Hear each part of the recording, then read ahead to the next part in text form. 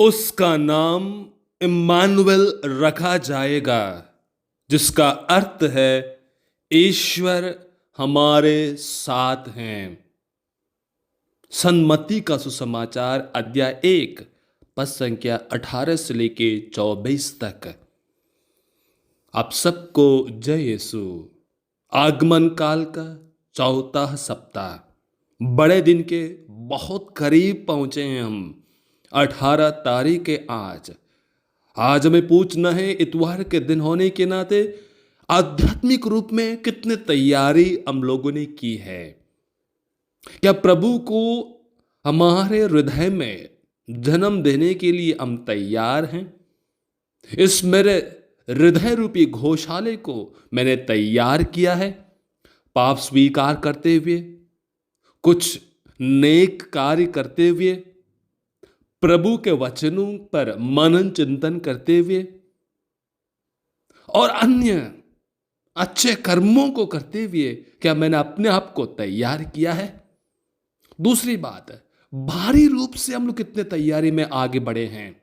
शायद ही सबको दिखता है, वो गौशाले बनाते हैं, हम लोग पकवान बनाते हैं, डेकोरेशंस लगाते हैं, नए कपड़े खरीदते हैं, ये सब दिखता है। लेकिन मेरे प्यारे भाई और बहनों, प्रभु को इन सब चीजों से ज्यादा अपने हृदय, क्योंकि वो वहां निवास करने वाले हैं। देखिएगा आज पहला पाठ और सुसमाचार। पहले पाठ में मां मरियम के ऊपर कहा गया है, एक कुंवारी गर्भवती होगी, वो एक पुत्र को प्रसव करेगी और उसका नाम इम्मानुएल रखा जाएगा। और वही सुसमाचार में उसका नाम इम्मानुएल रखा जाएगा, जिसका अर्थ है ईश्वर हमारे साथ है। नबी इसायाह ने कब लिखा था और संत मत्ती ने कब लिखा था?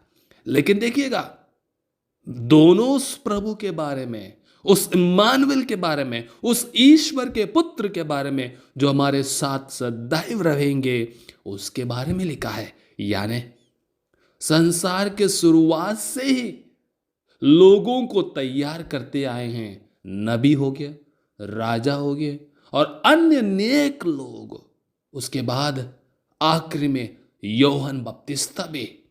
मेरे प्यारे विश्वासियों, वो इम्मानुएल जो ईश्वर हमारे साथ हैं, क्या सचमुच उसका अनुभव हम कर पाते हैं? संत पौलुस रोमियो के लिखते हुए कहते हैं, मैं मसीह का सेवक हूं, मसीह ने मुझे चुना है उसका सुसमाचार को। यह सुसमाचार क्या है? ईश्वर के पुत्र हमारे प्रभु यीशु मसीह के विषय में है। वो दाऊद के वंश में से आए हैं, हमारे जैसे मनुष्य थे, लेकिन मृतकों से जी उठने के कारण पवित्र आत्मा के द्वारा सामर्थ्य के साथ ईश्वर के पुत्र प्रमाणित हुए हैं। प्यारे विश्वासियों, आज तीनों पाठ प्रभु के मानव रूपी, प्रभु के ईश्वर के पुत्र को प्रमाणित करता है। मेरा विश्वास क्या उस इम्मानुएल पर है जो ईश्वर हमारे साथ हैं। किस प्रकार हम प्रभु को अपनाते हैं मेरे प्यारे भाई और बहनों?